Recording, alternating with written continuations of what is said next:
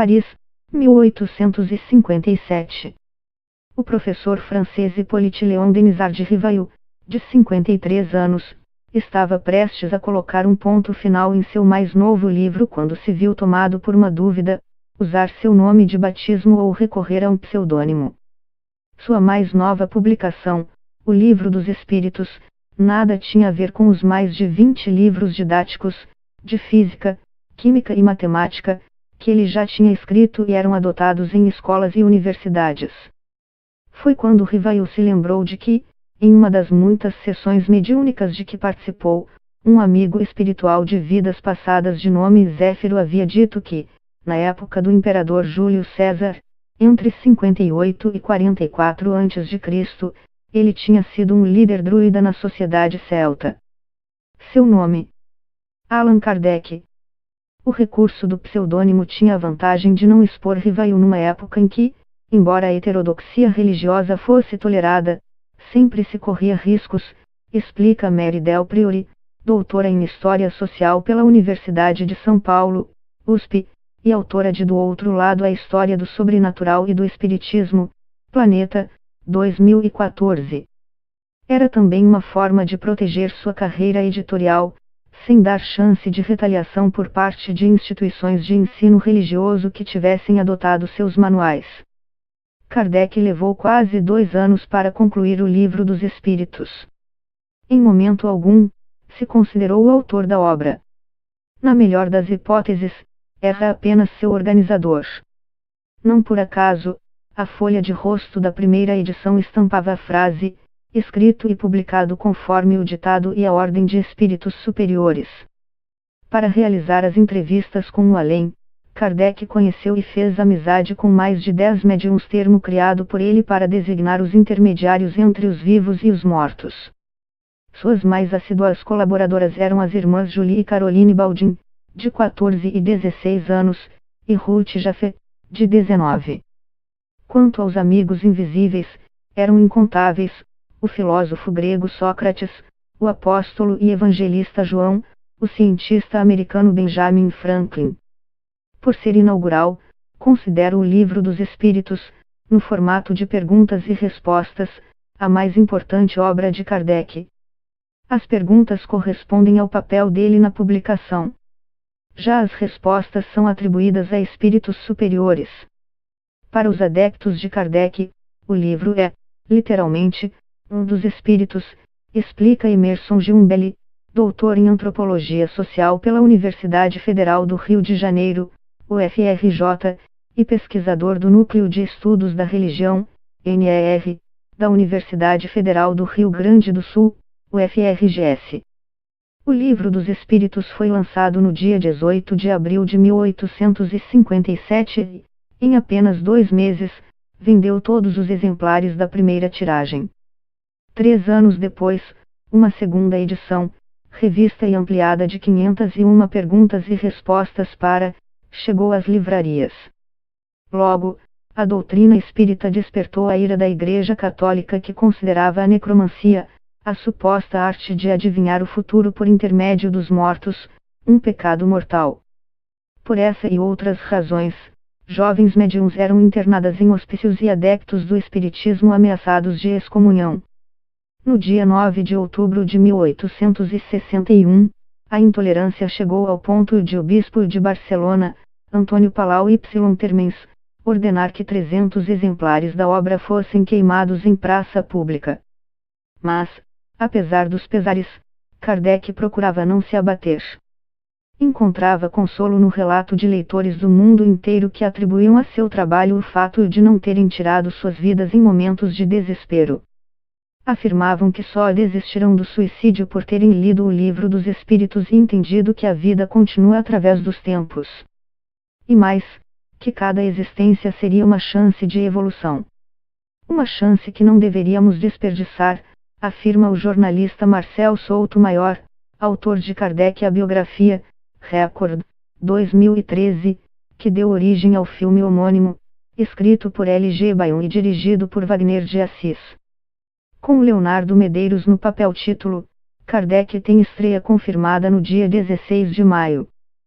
filho de pais católicos, o juiz Jean Baptiste e a dona de casa Jeanne, Rivail começou a se interessar pelo assunto por acaso.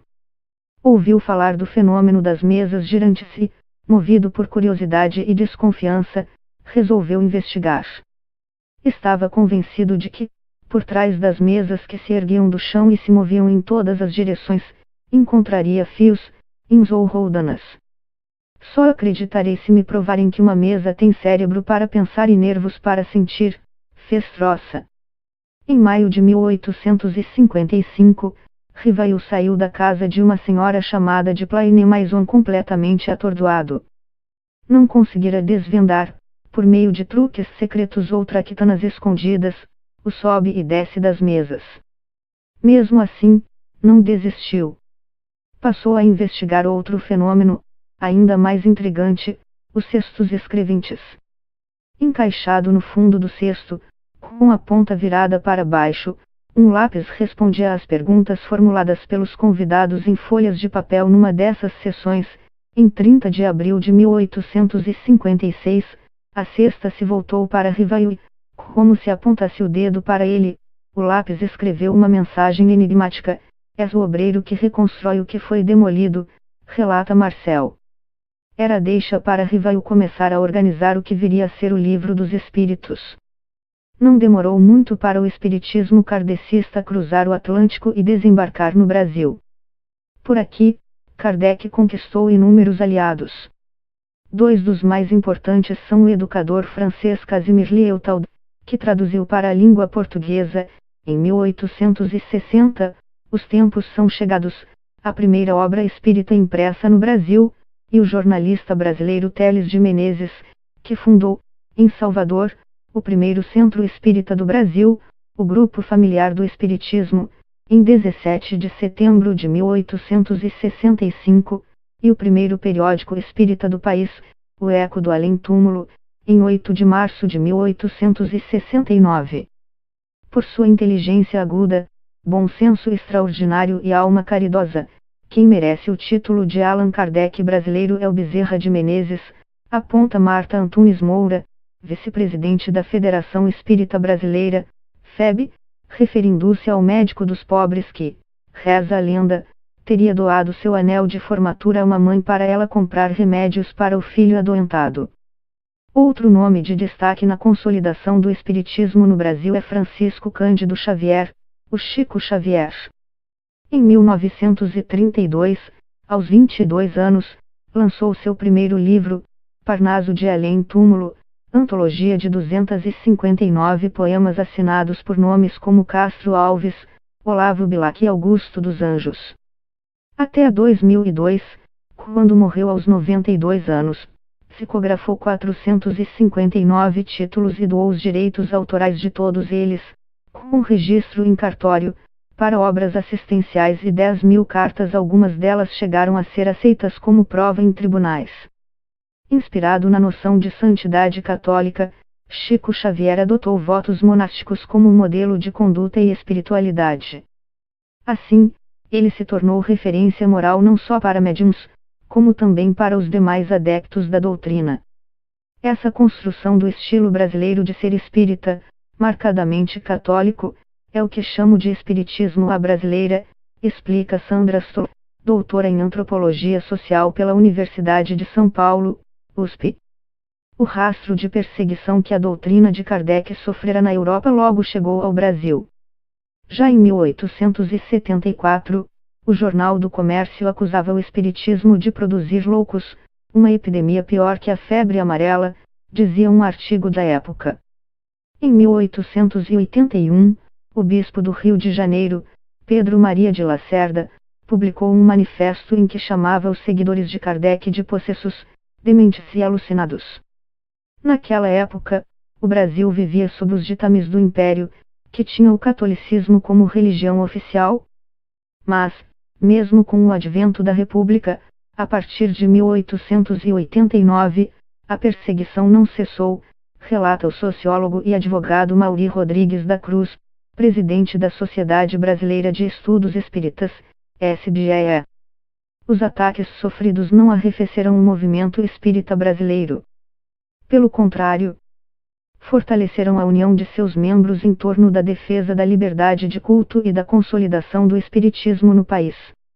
No mês em que espíritas comemoram os 150 anos da morte, ou melhor, do desencarne de Allan Kardec, sua doutrina tem hoje, segundo dados do Pew Research Center de 2015, 13 milhões de adeptos no mundo inteiro.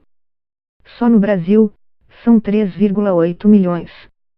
Isso significa que, a cada 3 seguidores de Kardec, um é brasileiro.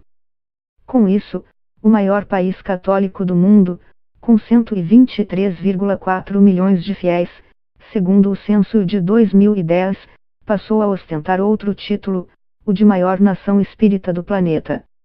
O túmulo do Kardec no Père Lachaise, em Paris, é, sem dúvida, dos mais visitados.